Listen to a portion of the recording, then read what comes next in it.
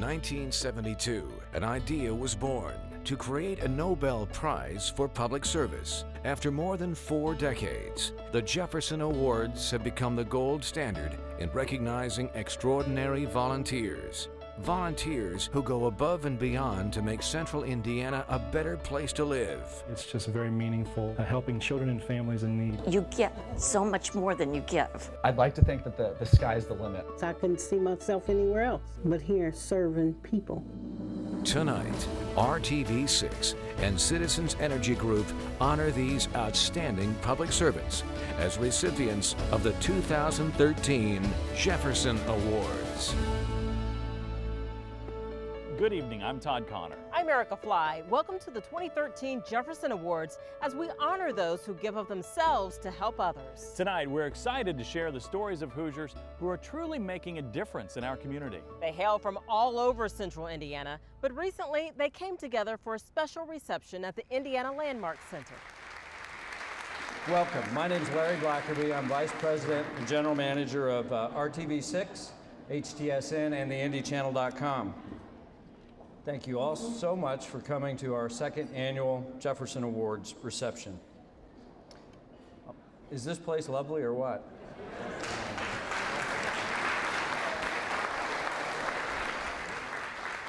Tonight we are recognizing some of the unsung heroes in Central Indiana.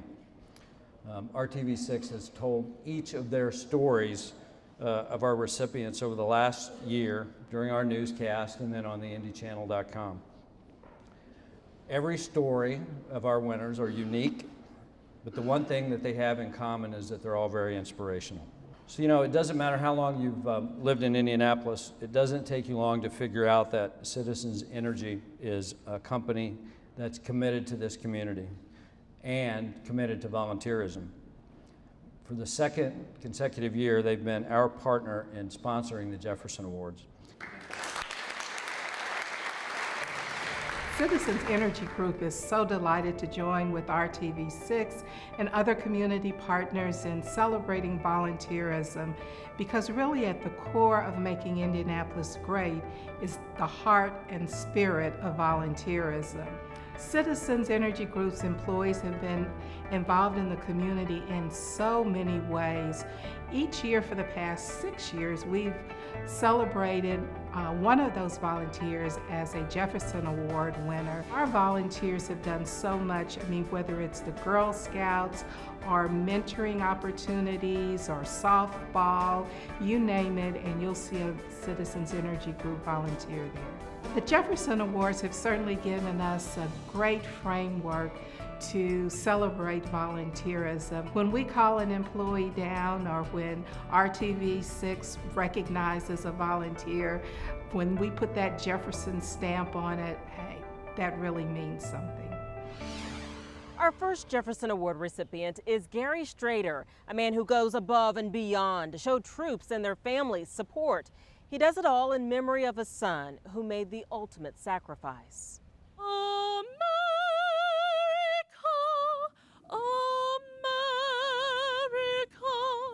God shed his grace on thee. At this Memorial Day ceremony at Crown Hill Cemetery, Gary Strader sat among proud citizens and mourning families. When they first have the first Memorial Day after the loss of a loved one, you'll find them at these kind of places, and I love the opportunity to connect with them. He knows their pain. In 2004, Gary's 23-year-old son Morgan was shot and killed in a firefight with insurgents on his second tour of duty in Iraq. And he had been ready to get out of the Marines, but he heard that his unit was returning, so he said, I've got to go back with them. Gave his life for his country and his comrades, and we're very proud of him for that. Gary vowed to show other troops they are appreciated.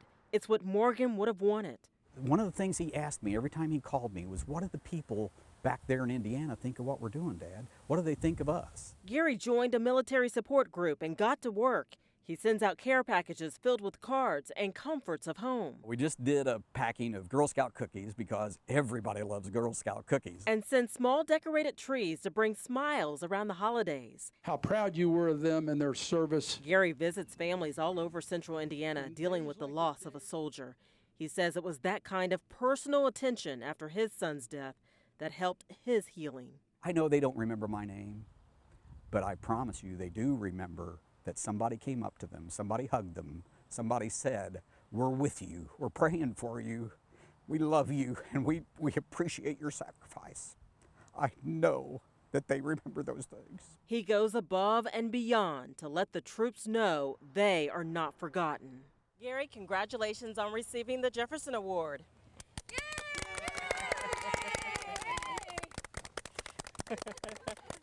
At the Memorial Day ceremony, Are you a veteran? Gary passed out a special coin. I designed and had produced this prayer coin that I could carry in my pocket. So anytime I reached in my pocket, I would feel that and I would remember I need to pray for these guys, and I would pray for them. Gary has a mission, and he's fulfilling his duty.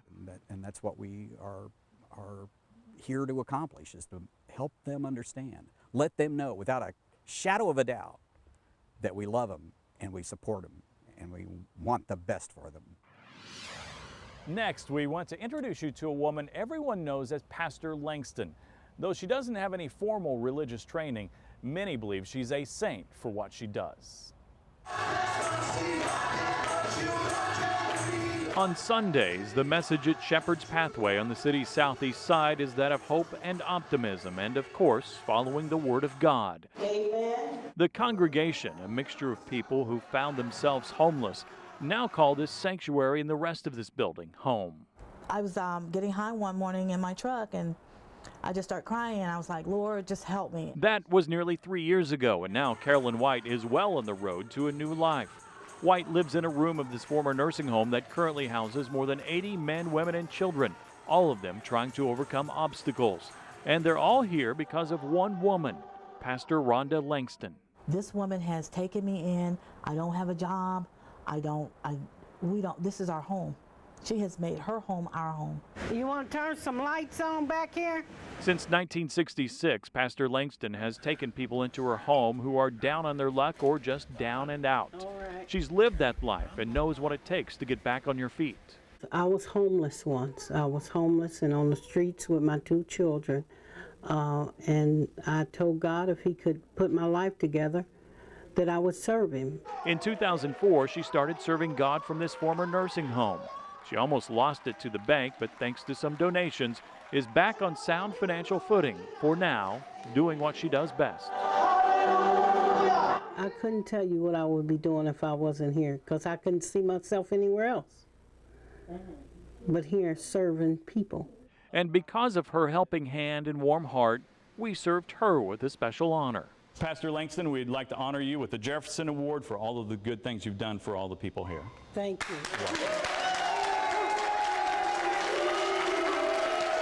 Like Carolyn, everyone here has a story of how Pastor Langston helped them, and for that, they rejoice that God brought her into their lives, because without her, some of us would be dead. Some of us would be still out on the streets doing drugs. She's done what is required to change. she says you helped save her life. God helped save their life. Coming up, I've always wanted to help people, always. meet a local woman who quit her job to start a mission of giving to Hoosiers in need when the Jefferson Awards continue on RTV6.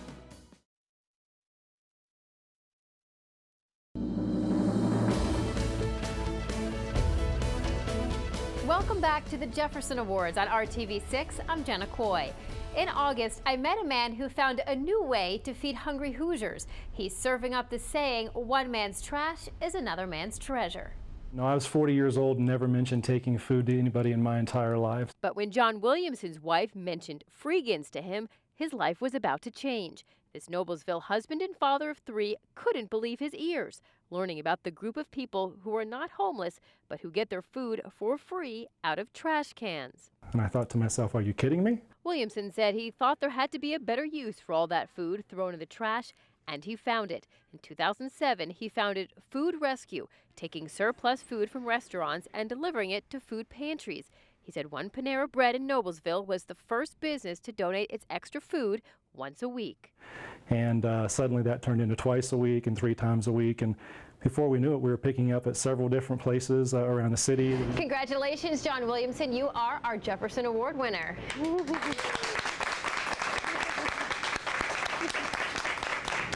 He's just a good person. He has something in his heart that has made him do this. Robin Jasone is one of the Little Caesars franchise owners who soon jumped on board the food rescue program. It's only good for a certain period of time, and if we don't sell that product, it goes in the trash. And so it kind of makes you sick after a while when you see what you're throwing away. We live in the richest county around, and we have 150 families that come in each Thursday to get food.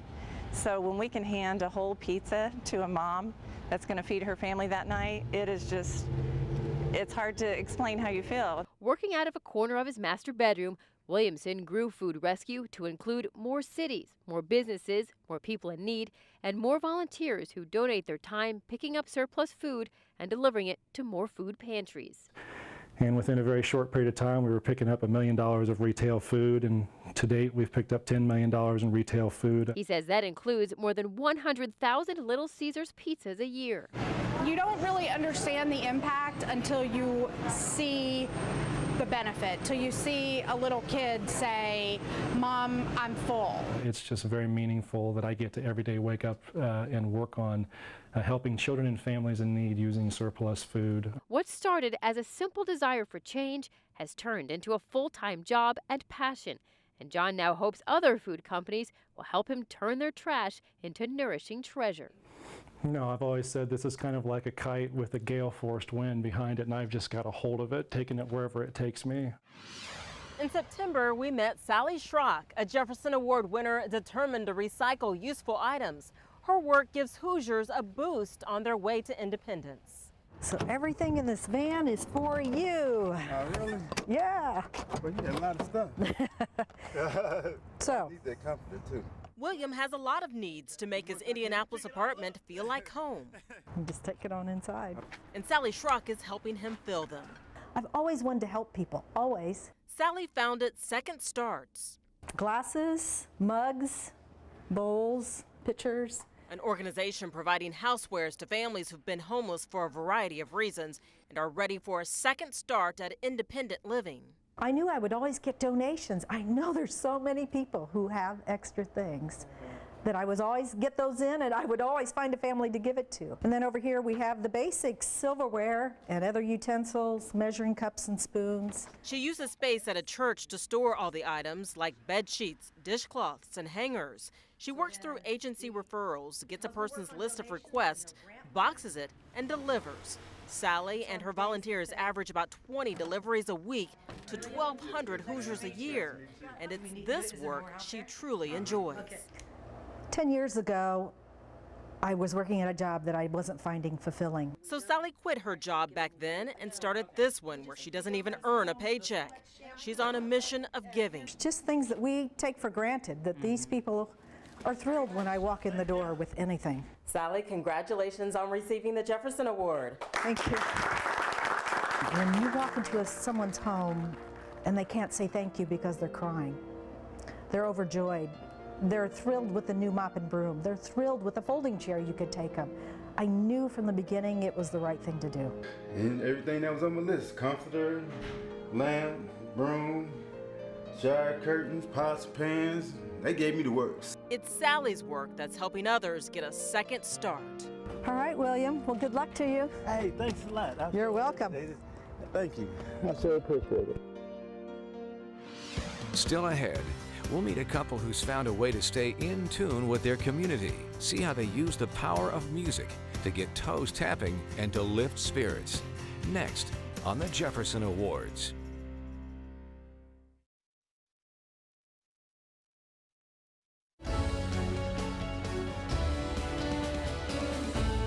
Our next Jefferson Award recipients give back to their community through their love of music. They prove that a simple, familiar tune can bring smiles and lift spirits. This is my Sounds of Loretta Lynn room. Charlene Hutchins is no doubt one of the country's biggest Loretta Lynn fans and has been for as long as she can remember. And in the past decade, she's paired her passion for the country star's music with her passion to serve others, especially the elderly. She's been coming to our facility now for 10 years. And like I said, 90% of our residents love country music, so they love Loretta Lynn. And they just get a piece of Loretta Lynn here, and that's wonderful for the residents. Charlene and her husband George have performed their Sounds of Loretta Lynn show more than 1,000 times at more than 100 different venues like the Hickory Creek Nursing Home in Peru. Currently, they volunteer their services 8 or 9 times a month. He does all the driving, he does all the computer work, he does all the photography. He makes sure I'm buttoned up, zipped up, got my shoes on the right feet. And they both get the residents' toes tapping and minds moving, something that brings a smile to everyone. Every time I get a chance, I like to see her. What's it mean to you when you have visitors come down here like that? Oh, it just makes me feel good just come in here. Making the residents feel good and giving them something to look forward to. That's what keeps this couple going. George and Charlene, for all the great work that you guys do as part of your show and giving back to the community, congratulations on the Jefferson Award. Thank you. Giving back to the community is something the Hutchins plan to keep doing for as long as they can, and they encourage others to get out to a local retirement home. Take a walk down the hall. Give someone a hug or a handshake. You'll be amazed how much it'll do for them and for you. Our next Jefferson Award winner is a young man who created an all-digital tool to help people in need across the globe. He has many answers to the question, what does never settle mean? That could be a complicated sort of answer. For 22-year-old Jeremy Pittman, the phrase never settle is full of meaning. It was first a message his father preached before his death from cancer in 2006. The status quo as it is now isn't how it has to be. You can do something about it. I can, and so can you, and so can everybody. It's now a message Jeremy turned into a nonprofit called Never Settle. We're a fundraising group, first and foremost. We work through implementing partners, and we've worked really, really hard to pick out and deal and partner with some of the best nonprofits. While a senior at Purdue last year, Jeremy officially started this completely digital nonprofit.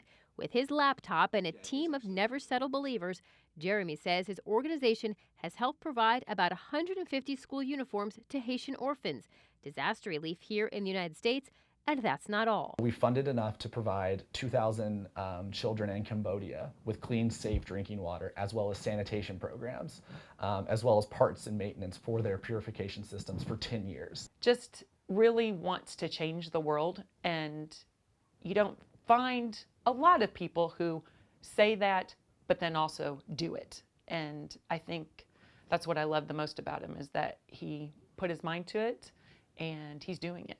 Congratulations, Jeremy Pittman. You are our Jefferson Award winner. Thank you. Never Settle essentially helps raise money to give other charities or nonprofits who do the hands-on work to make change. Jeremy says he envisions Never Settle expanding to include hundreds of causes. The people that we service are real people. They have hopes, they have dreams, they have talents and skills, but opportunity is not equal for them. And so we want to change that. Jeremy's mom helps run Never Settle. She says her late husband would be proud of the new meaning of his phrase. So now looking down on Jeremy, oh my goodness, I know he's in those grandstands cheering him on. He always referred to life being like a race, and I know that he's passed that baton on to Jeremy now. As his dad looks down on him from above, it's fitting Jeremy's future meaning for Never Settle extends upward. I'd like to think that the sky's the limit. In Indianapolis, Jenna Coy, RTV6. Coming up next, I love his whole idea about supporting those who are sick. how this local physician took a simple idea worldwide to lift the spirits of thousands of children who are hospitalized, and the special recognition he's receiving. The Jefferson Awards will return in a moment on RTV6.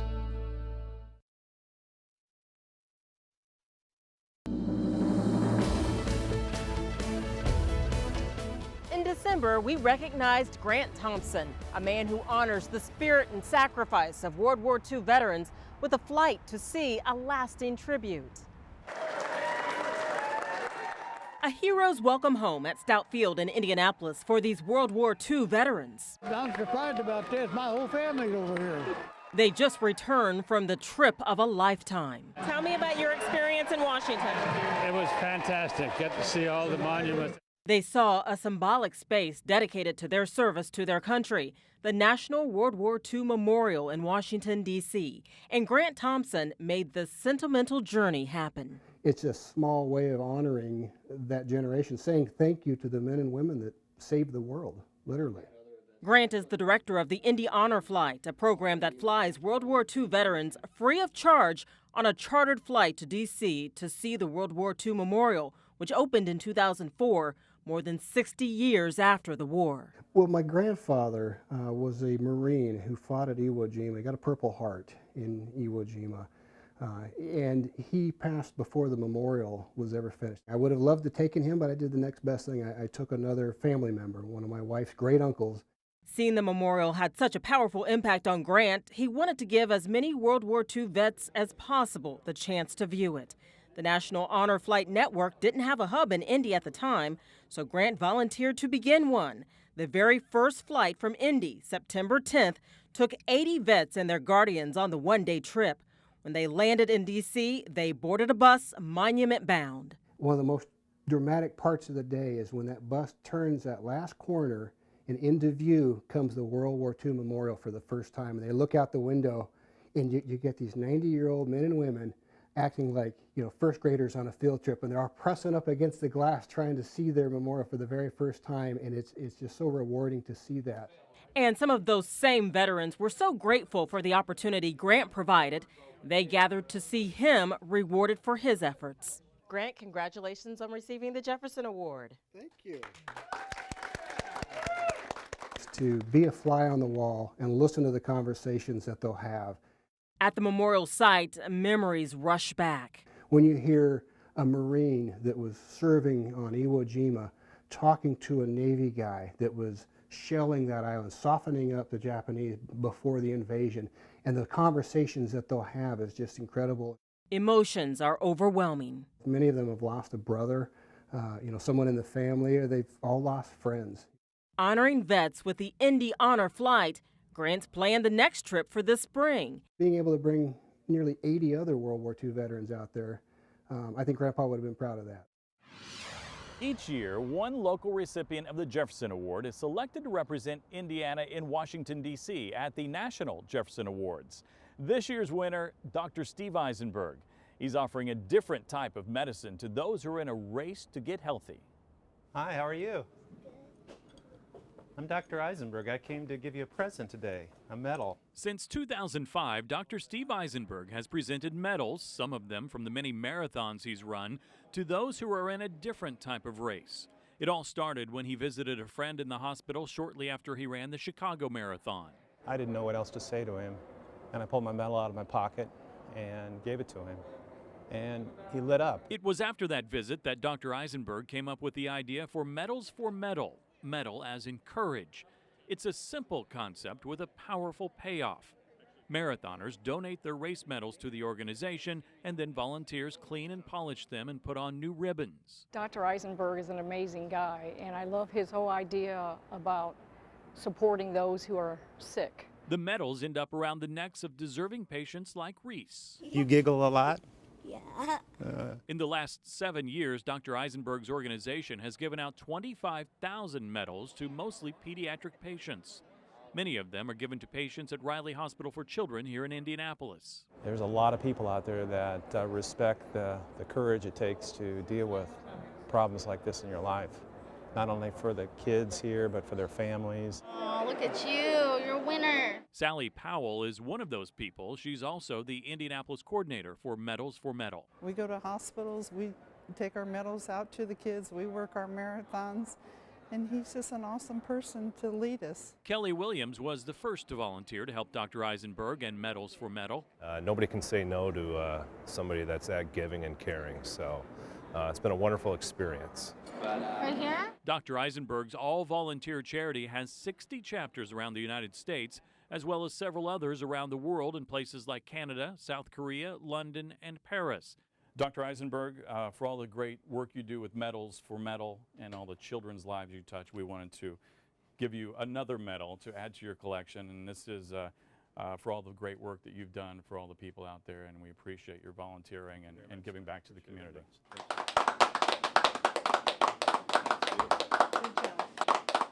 Say medals. As it stands now, the finish line is nowhere in sight for the Medals for Metal Marathon. Dr. Eisenberg and his volunteers continue to hand out medals and look for more opportunities to collect new ones, knowing that the need will never go away. It's just been an endless feeling of feeling great. After hearing Dr. Eisenberg's story, Jefferson Awards founder Sam Beard was so inspired he wanted to award a medal as well. The team met at Riley Hospital for Children and got to know a few very brave kids. Our media partners uncover extraordinary stories. So here's Steve Eisenberg, and he probably works an 80-hour week as a surgeon, and then he didn't have enough to do. And they've now distributed 30,000 of those medals to kids. And it's just the power of an idea. So we had the privilege this morning of going over, and here was this young child, and this kid's a fighter, so presented a marathon medal to the child, and I had the privilege of presenting a Jefferson Award medal to the mother for her courage, because it's really a family effort. And of course, tears all around. It's a beautiful moment. The joy of helping somebody else is, I think, basically divine. And there's some connection between giving back and helping somebody else and a sense of participation in something which is much larger than ourselves. And so it's a responsibility, but also generates a tremendous joy. So what I would say to anybody who's not participating, why are you missing out on the joy? Still ahead, she's a personal shopper with a very big heart. See how this woman helps local students in need when the Jefferson Awards continue on RTV6.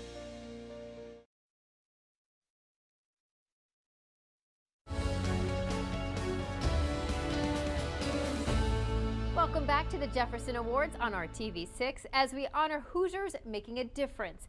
Our next recipient is Connie Pollum, who helps kids gear up for school. She does it all with enthusiasm and a very big heart. Okay, Christina, now you can pick anything along here. For about 300 local kids in need, this day is special. They get a personal shopper to help them pick out a duffel bag and fill it with school supplies, personal hygiene items, a warm winter coat, clothes, school uniforms, and books. You cannot believe how much they appreciate this.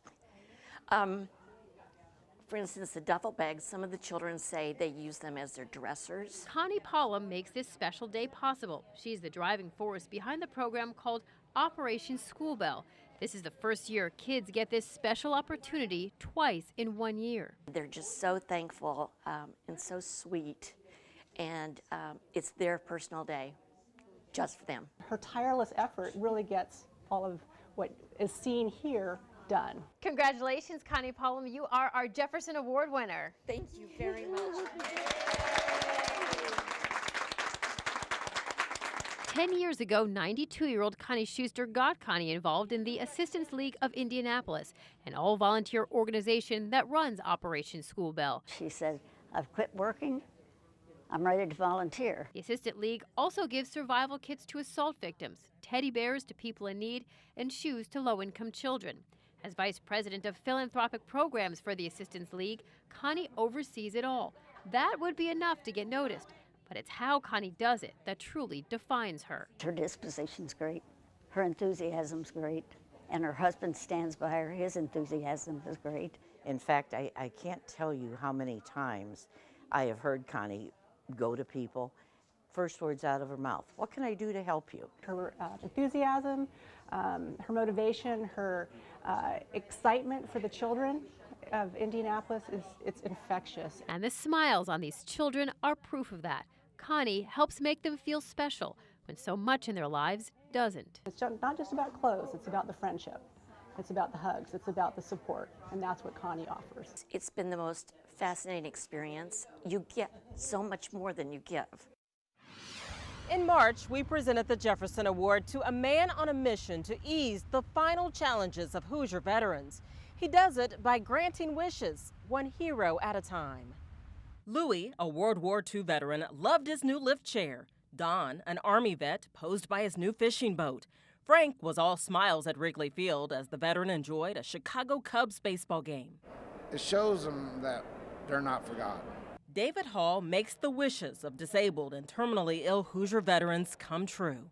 Well, every time we grant a wish, it's Veterans Day. I mean, it's a gratitude that we'd like to show them that we appreciate their service. David, who served in the National Guard, is spreading the word about the organization he founded in 2010, the Disabled Veterans Wish Foundation. That's where we come in. We provide that stuff.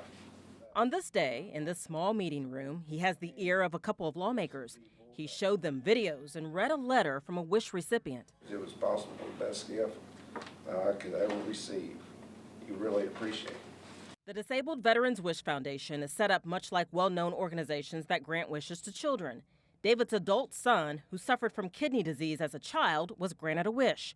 So when David's friend Randy, a veteran, was diagnosed with a terminal illness, David knew a wish would lift his spirits. Because my son got a wish, so I asked Randy if he would like a wish, and he thought a family and friends to get together.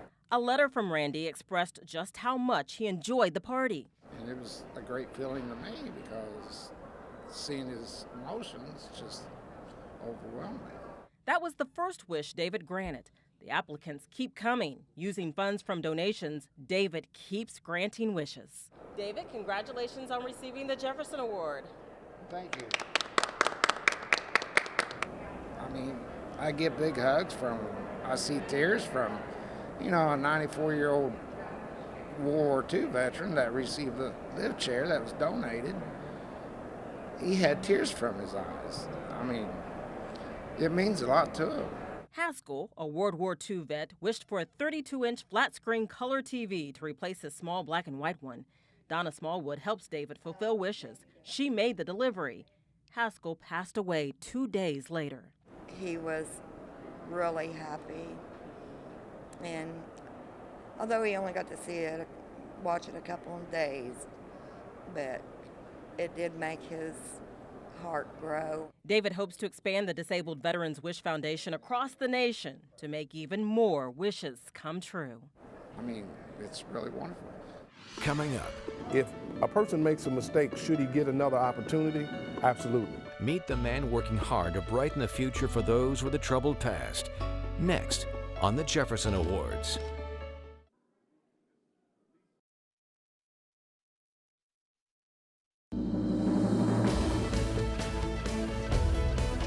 Welcome back. In April, I met Reverend Eugene Potter, a man who believes in redemption. He helps ex-offenders, both men and women, gain the skills they need to lead productive lives. These men all have a few things in common. For one, they have a criminal past. I got a criminal history as big as Texas. Two, they're trying to rebuild their lives by learning carpentry and mechanics skills that will help them stay out of the big house. And they have Reverend Eugene Potter to thank for giving them a second chance. He offered me an opportunity, and from where I had came from and where I don't want to be any longer, it was like, I put it on the scale and it was like, this is a no-brainer. Reverend Potter returned home to Indianapolis to start New Life Development Ministries a few years ago, modeled after his program in Baltimore. His organization is all about helping criminals re-enter society by giving them the tools necessary to live life within the law. He has gone to court with them. He has taken them into his home. He has fed them. He has hugged them. He has given them the kind of hope that you don't get. Marilyn O'Bannon volunteers for his organization and has also seen firsthand how successful his program really is because Reverend Potter helped her son. And I say that if a person makes a mistake, should he get another opportunity? Absolutely. Thanks to some generous donors, Reverend Potter trains his crews on old rundown homes, which eventually generate money for New Life. Their work also improves a blighted community that needs a helping hand. New Life also has its own construction company. One of the highlights of Reverend Potter's work, Only a small percentage of the ex-offenders who go through his program return to jail. Much better numbers, he says, compared to the rate for the rest of the city and state. The people that you love, sometimes they make mistakes. I think we need to find ways to show them the kind of love that Christ did, that they can come back into a society and feel like they're wanted and needed. Reverend Potter, RTV6 would like to offer you the Jefferson Award for all of the great work you've done and giving back to the community. Congratulations. Thank you so much. Thank you. Reverend Potter told me there's not a day that goes by he doesn't want to get up and go to work. This despite a cancer diagnosis a couple of years ago, which he says he's since beaten. His focus remains on helping those around him. You know, some people just really need someone to just say, hey, you know, there is hope for the hopeless. In May, we met Corbin Fritz, a young man who wants to be a teacher, and he's well on his way, founding a program that connects young kids with role models and everyone benefits. It's the beat of more than just a song. There's something special happening in this room at North Elementary School in Noblesville. The smiles in here tell you both the teenagers and the young kids are bonding, benefiting. They're all part of the Sparrow program, started 2 years ago by Noblesville High School junior Corbin James Fritz, or CJ as some call him. It's a mentoring program where high school mentors go and work with not necessarily at-risk youth, but students who just need an extra role model. Corbin started the Sparrow program at North Elementary, but quickly developed it to include 120 mentors with 110 mentees in all of Noblesville's 7 elementary schools. For a student to take it upon himself to start something on his own with really no adults coming to him or not discussing with him on what it needs to look like was awesome. Congratulations, Corbin Fritz. You are our Jefferson Award winner.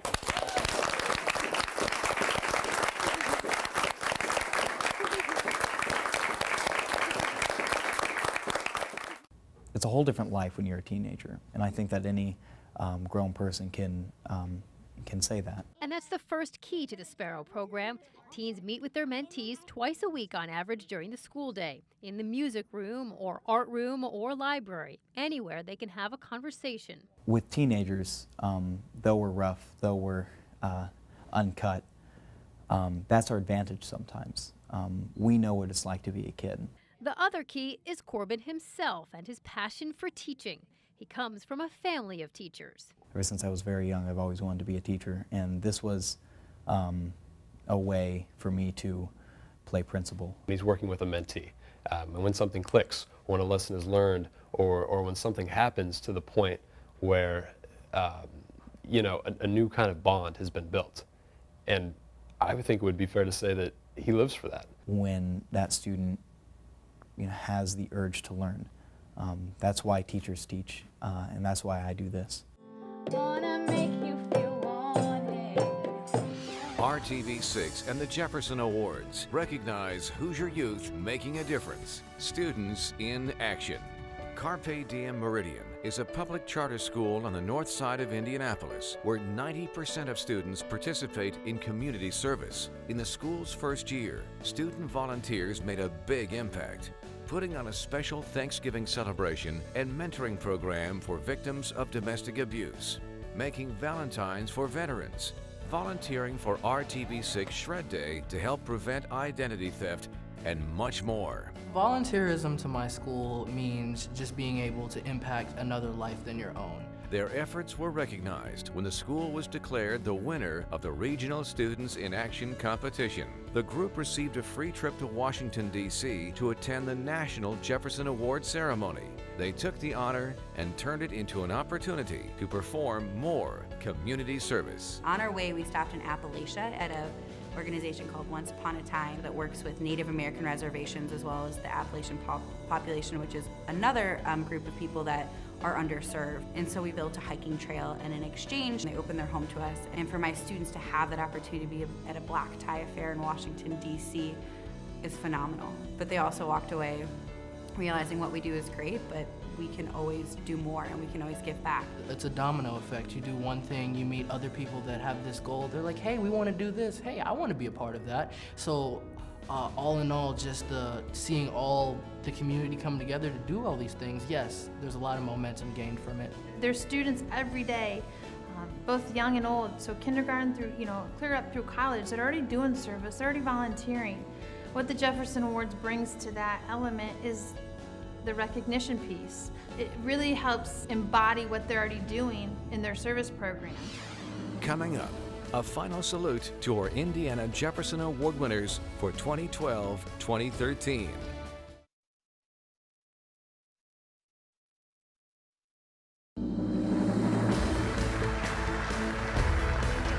We've seen them on the big screen. Let's meet them in person. And they have their medallions. They're wearing them, but we have a plaque to give them. So I'm going to call your names and come on out. Gary Strader.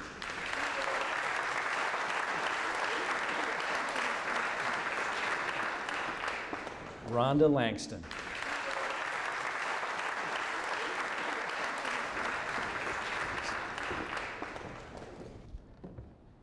John Williamson's not here tonight, and Sally Schrock is not here. But we have Loretta, or Charlene and George Hutchins. Thank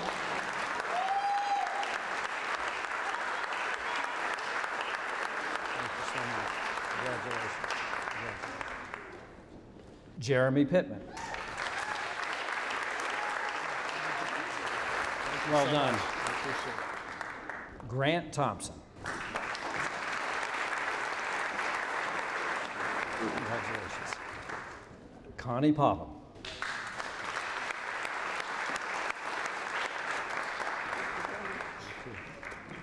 David Hall.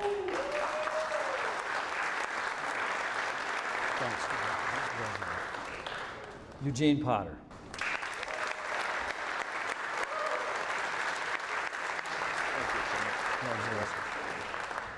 Corbin Fritz.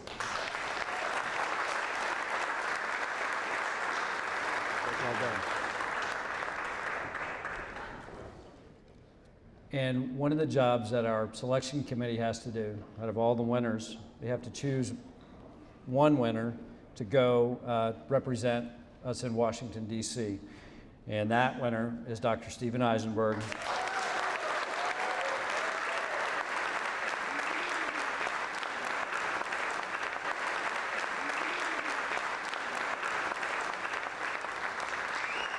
Thank you so much for coming, and to our recipients, thank you so much for everything you do. Thanks. If you know a volunteer who performs extraordinary public service, nominate them for the Jefferson Award. Just visit theindychannel.com and click the Jefferson Award icon on the homepage. Fill out a nomination form, then watch RTV6 News as we continue to recognize winners each month. And once again, congratulations to all of our Jefferson Award recipients. From all of us at RTV6, thanks for watching and good night.